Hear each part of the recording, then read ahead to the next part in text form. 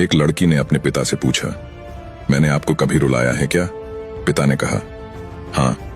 लड़की ने कहा, कब? पिता ने कहा, उस समय तुम करीब 1 साल की थी, घुटनों पर सरकती थी।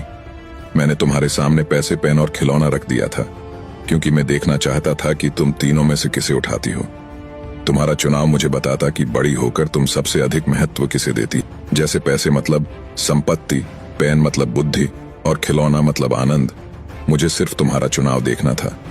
तुम एक जगह स्थिर बैठी उन तीनों वस्तुओं को निहार रही थी। मैं तुम्हारे सामने दूसरी ओर खामोश बैठा तुम्हें ही देख रहा था।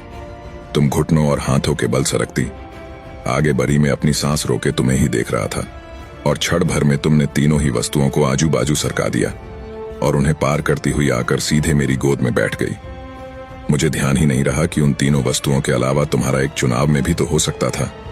भगवान की दी हुई सबसे अनमोल धरोहर है बेटी। किसी पिता ने क्या खूब लिखा है, हमें तो सुख में साथी चाहिए, दुख में तो मेरी बेटी अकेली ही काफी है। वीडियो पसंद आया हो तो एक शेयर जरूर से करें। धन्यवाद।